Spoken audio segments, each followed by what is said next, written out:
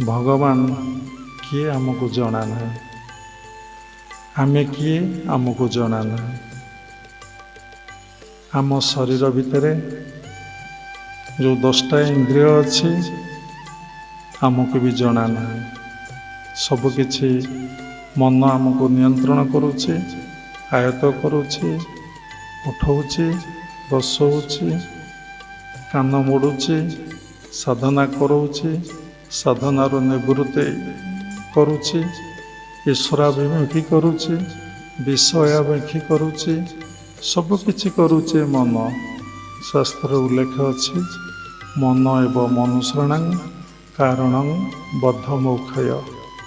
ତେଣୁ ଏହି ମନ ବନ୍ଧନ ମୋକ୍ଷର କାରଣ ଅଟେ। ଚିନ୍ତା କରି ଦେଖନ୍ତୁ,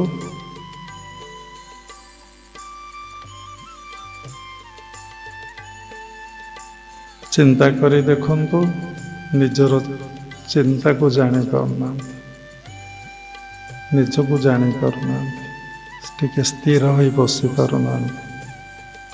କେତେ ଚଞ୍ଚଳ ଆମେ! ଅହଙ୍କାରରେ, ଅଜ୍ଞାନତାରେ ସମସ୍ତଙ୍କୁ ଶାସନ କରିବାକୁ ବସିଛେ। ସମସ୍ତଙ୍କୁ ଶାସନ କରିବା ପାଇଁ ଆମର ସମସ୍ତଙ୍କର ଇଚ୍ଛା। ମୋ ଅଣ୍ଡରେ କିଛି ଲୋକ ରୁହନ୍ତୁ, ମୋ କଥା ମାନନ୍ତୁ, ମୁଁ ଯାହା ଆଡ଼ଭାଇସ୍ ଦେବି ତାହା କରନ୍ତୁ। କିନ୍ତୁ ସେ ଜାଣିନାହିଁ ଯେ ତା ମନକୁ ସେ ପର୍ଯ୍ୟନ୍ତ ଶାସନ କରିନାହିଁ। ତା ମନ ତାର ଅଧୀନରେ ନାହିଁ। ତା ମନ ତା କଥା ମାନୁନାହିଁ।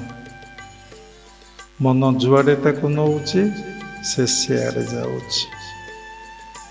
ୱାଚ୍ ୟୁର ଥଟ୍ସ ଅଲୱେଜ୍, ଗୁରୁଦେବ ସବୁବେଳେ କହୁଥିଲେ, ୱାଚ୍ ୟୁର ମାଇଣ୍ଡ ଅଲୱେଜ୍। ନିଜ ମନକୁ ଆପଣ ଦେଖୁନାହାନ୍ତି, ସମସ୍ତଙ୍କୁ ଦେଖୁଛନ୍ତି। କିଏ କ'ଣ କଲା, କିଏ ପଜିଟିଭରେ ରହିଲା, କିଏ ନେଗେଟିଭରେ ରହିଲା, କିଏ ଦୁଷ୍ଟ ହେଲା, କିଏ ସନ୍ଥ ହେଲା। ଆମେ ସମସ୍ତେ ସବୁବେଳେ ପଜିଟିଭଟା ଦେଖିବାକୁ ଭଲ ପାଉନେ। ପଜିଟିଭଟା ଆମକୁ ଦେଖାଯାଏନି, ଆମକୁ ସବୁବେଳେ ନେଗେଟିଭଟା ଦେଖାଯାଏ। କାରଣ ଆମେ ନେଗେଟିଭରେ ଅଛେ। ଯେମିତି ଭଗବାନ ଶ୍ରୀକୃଷ୍ଣ ଯୁଧିଷ୍ଠିରକୁ କହିଲେ, ତୁମେ ଯାଅ ଆଜି ପରିକ୍ରମା କର, ଗୋଟେ ପାପୀ ଲୋକଙ୍କୁ ଧରି ଆଣ। ଯୁଧିଷ୍ଠିର ବୁଲି ବୁଲି ସନ୍ଧ୍ୟା ହେଲା, କହିଲେ, ପ୍ରଭୁ ଗୋଟେ ପାପୀ ଲୋକକୁ ମୁଁ ଦେଖିବାକୁ ପାଇଲି ନାହିଁ। ଦୁର୍ଯ୍ୟୋଧନକୁ କହିଲେ, ତୁମେ ଯାଅ ଗୋଟେ ପୁଣ୍ୟବାନ ଲୋକକୁ ଧରି ଆଣ। ସେ ଗଲେ, ସନ୍ଧ୍ୟା ହେଲା, ଫେରିଲେ, କହିଲେ, ପ୍ରଭୁ ଗୋଟେ ପୂର୍ଣ୍ଣବାନ ଲୋକ, ଧାର୍ମିକ ଲୋକକୁ ମୁଁ ପାଇଲି ନାହିଁ। ଏ କଥାର ଅର୍ଥ କ'ଣ? ଯିଏ ଯେଭଳି ଚଷମା ଲଗାଇଛି ତାକୁ ଦୁନିଆଟା ସେଇଭଳି ଦେଖାଯାଏ। ପୁଣ୍ୟାତ୍ମାକୁ ଦେଖାଯାଏ ସମସ୍ତେ ଭଗବାନ, ପାପୀ ଲୋକକୁ ଦେଖାଯାଏ ସମସ୍ତେ ପାପୀ ଲୋକ। ତେଣୁ ନିଜର ମନୋଭାବକୁ ଦେଖନ୍ତୁ, ନିଜର ଚିନ୍ତାକୁ ଜାଣନ୍ତୁ। ଯଦି ଠିକ୍ ଭାବରେ କ୍ରିୟା ଅଭ୍ୟାସ କରିବେ ବା ସାଧନା କରି ଚାଲିବେ, ଯଦି ଆପଣଙ୍କର ମନ ଆଜ୍ଞା ଓ ସହସ୍ରରେ ସ୍ଥିତ ହେବ, ସତ୍ୟରେ ଯଦି ତାଙ୍କ ପାଖରେ ନିଜକୁ ସମର୍ପଣ କରିଥିବେ, ସବୁବେଳେ ତାଙ୍କୁ ଚିନ୍ତା କରୁଥିବେ, ଭଗବାନ ତୁମର ସମସ୍ତ ଦାୟିତ୍ୱ ହିଁ ନେବେ। ସମସ୍ତ ଦାୟିତ୍ୱ ଗୀତା, ଭାଗବତ, ଉପନିଷଦରେ ଲେଖା ଅଛି, ସମସ୍ତ ଦାୟିତ୍ୱ। ତେଣୁ ଏଇ କଥା ଉପରେ ଆମର କନଫିଡେନ୍ସ ନାହିଁ। କାହିଁକି ନା ଆମେ ସୂକ୍ଷ୍ମକୁ ଦେଖିପାରୁନାହିଁ, ଆମେ ସ୍ଥୂଳକୁ ଦେଖୁଛେ। ଯେହେତୁ ସ୍ଥୂଳକୁ ଦେଖୁଛେ, ସେଇଭଳି ପରିବେଶ ଆମକୁ ଦିଆହେଇନାହିଁ, ସେଇଭଳି ଶିକ୍ଷା ଆମକୁ ଦିଆହେଇନାହିଁ, ସେଇଭଳି ଦୀକ୍ଷା ଆମକୁ ଦିଆହେଇନାହିଁ, ଯାହାଫଳରେ ଈଶ୍ୱରଙ୍କ ଉପରେ ବିଶ୍ୱାସ, ଈଶ୍ୱରଙ୍କ ଉପରେ ନିର୍ଭର, ଈଶ୍ୱର ପାଖରେ ସମର୍ପଣ ଏ ମନ କରିପାରୁନାହିଁ। ଭଗବାନ ଭାଗବତରେ କହିଛନ୍ତି, ଯିଏ ଭକ୍ତ ମୁଁ ତାର ସମସ୍ତ ଦାୟିତ୍ୱ ହିଁ ନିଏ। ତା ଦେହକୁ ରକ୍ଷା କରେ, ତାକୁ ଖାଇବାକୁ ଦିଏ, ପିଇବାକୁ ଦିଏ, ସମସ୍ତ କର୍ମ ମୁଁ ତାର କରୁଥାଏ। ମୁଁ ଭକ୍ତ ଜନର ଅଧୀନ, ମୁଁ ଭକ୍ତ ଜନର ଅଧୀନ। ତେଣୁ ଆମେ ସବୁବେଳେ ନିଜ କାମ ନିଜେ କରୁଛେ, ନିଜର ବାହୁବଳ ଉପରେ ବିଶ୍ୱାସ କରୁଛେ, ନିଜର ଶକ୍ତି ଆଉ ସାମର୍ଥ୍ୟ ଉପରେ ଆମେ ବିଶ୍ୱାସ କରୁଛେ, ନିଜର ଟଙ୍କା ପଇସା କୋଠା ବାଡ଼ି କୁଇଣ୍ଟାଲ କୁଇଣ୍ଟାଲ ସୁନା ଉପରେ ଆମର ବିଶ୍ୱାସ, ଆମର ଈଶ୍ୱରଙ୍କ ଉପରେ ବିଶ୍ୱାସ ନାହିଁ। ତେଣୁ ଭଗବାନ ଆମର ଦାୟିତ୍ୱ କାହିଁକି ନେବେ? ଆମ କଥା କାହିଁକି ବୁଝିବେ? ଆମର ରକ୍ଷଣାବେକ୍ଷଣ କାହିଁକି କରିବେ? ଭୌତିକ ଜଗତରେ ଗୋଟେ କଥା ଦେଖନ୍ତୁ, ଯେତେବେଳେ ଛୋଟ ପିଲା ଶଯ୍ୟାରେ ଶୋଇଥାଏ ବା ଶେଯରେ ଶୋଇଥାଏ, ଯେତେବେଳେ ମା ତାର ସମସ୍ତ ଦାୟିତ୍ୱ ନିଏ, ପ୍ରତ୍ୟେକଟି ସମୟରେ ଛୁଆ ଉପରେ ଲକ୍ଷ୍ୟ ରଖିଥାଏ ଏବଂ ଦେଖେ ଛୁଆ କେତେବେଳେ କ'ଣ କରୁଛି, କେତେବେଳେ ଝାଡ଼ା, କେତେବେଳେ ପରିସ୍ରା, କେତେବେଳେ କାନ୍ଦିଲା। ଯେତେ ଛୁଆ ଦିନକୁ ଦିନ ବଡ଼ ହୁଏ, ମା ତା ଦାୟିତ୍ୱରୁ ଟିକେ ଟିକେ ମୁକ୍ତ ହେଇଯାଏ। ଯେତେବେଳେ ଛୁଆ ବଡ଼ ହୋଇ ତାର ନିଜ କାମ ନିଜେ କରେ, ମା ତାକୁ ଭୁଲିଯାଏ। ସମ୍ପୂର୍ଣ୍ଣ ରୂପରେ ନୁହେଁ, ଯେତିକି ଶିଶୁ ଅବସ୍ଥାରେ ମନରେ ଥିଲା, ବଡ଼ ହେଲେ ସେମିତି ଭୁଲିଯାଏ। ଯେତେବେଳେ ପୁରା ବଡ଼ ହେଇଯାଏ, ସେ ମାଆକୁ ଭୁଲିଯାଏ।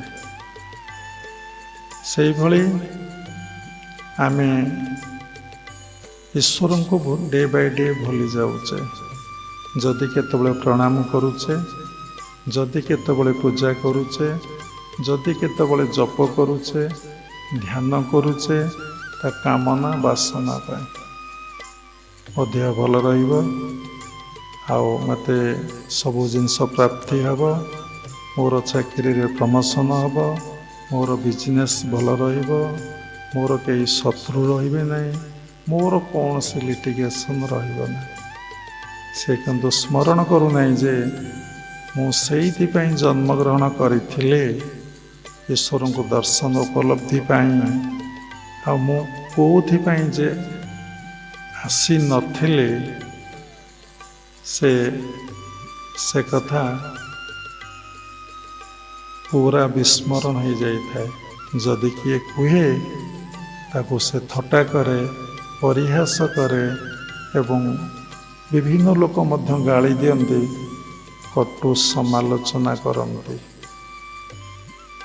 ତେଣୁ ଦୁଃଖ ଭୋଗିବାର କାରଣ, କଷ୍ଟ ଭୋଗିବାର କାରଣ ହେଉଛି ଆମେ ଭଗବାନଙ୍କ ଠାରୁ ଦିନକୁ ଦିନ ଦୂରେଇ ଯାଉଛେ, ତାଙ୍କ ପ୍ରତି ଆମେ ବିମୁଖ ହେଉଛେ। ଏଇଠି କହିଥିଲେ, ସମସ୍ତଙ୍କୁ ଶାସନ କରିବା ପାଇଁ ଇଚ୍ଛା, ସମସ୍ତଙ୍କୁ ଆୟତ୍ତ ରଖିବା ପାଇଁ ଇଚ୍ଛା, ସମସ୍ତଙ୍କୁ ନିଜର ଅଧୀନସ୍ଥ କରିବା ପାଇଁ ଇଚ୍ଛା, କିନ୍ତୁ ନିଜ ମନକୁ ଶାସନ କରିବା, ନିଜ ମନକୁ ଆୟତ୍ତ କରିବା, ନିଜ ମନକୁ ଅଧୀନସ୍ଥ କରିବା, ମନକୁ ନିଜ ଇଚ୍ଛା ଅନୁସାରେ ପରିଚାଳିତ କରିବା, ଏ ବିଷୟରେ ଆମର ସଚେତନତା ନାହିଁ। କିନ୍ତୁ ମନ ଆମକୁ ଶାସନ କରୁଛି, ଆମେ କିନ୍ତୁ ମନକୁ ଶାସନ କରିନୁ। କେମିତି ଶାସନ କରିବା?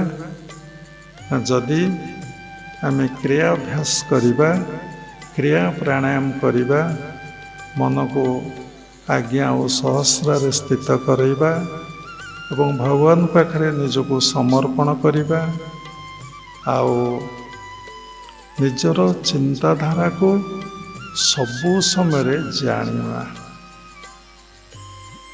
ଯେଉଁ ଥଟ୍ସ ଆସିଲା ତାକୁ ଆପଣ ଜାଣନ୍ତୁ, ସେଇଟା ପଜିଟିଭ୍ କିମ୍ବା ନେଗେଟିଭ୍, ତା ସକାରାତ୍ମକ ଚିନ୍ତା ନା ନକାରାତ୍ମକ ଚିନ୍ତା। ଆଉ ମୁଁ ଯେଉଁ କାର୍ଯ୍ୟ କରୁଛି, ତାକୁ ଆତ୍ମବୋଧରେ କରୁଛି କି ଦେହବୋଧରେ କରୁଛି? ଏଇ ଯେଉଁ କାମ କରୁଛି, ଏଇଟା ସାତ୍ଵିକ କର୍ମ ନା ରାଜସିକ କର୍ମ ନା ତାମସିକ କର୍ମ? ଯେଉଁ କର୍ମ ମୁଁ କରିବି ମୁଁ ସେ ଫଳ ଭୋଗିବି କି ଆଉ କିଏ ଭୋଗିବ? ଯଦି ମୁଁ ଦେହବୋଧରେ ଏହି କର୍ମ କରୁଛି ତାହେଲେ ସେ ଫଳ ମୁଁ ଭୋଗ କରିବି। ସାତ୍ତ୍ୱିକ କର୍ମ କଲେ ସାତ୍ତ୍ୱିକ ଫଳ, ରାଜସିକ କର୍ମ କଲେ ରାଜସିକ ଫଳ, ତାମସିକ କର୍ମ କଲେ ତାମସିକ ଫଳ ଆପଣ ଭୋଗ କରିବେ।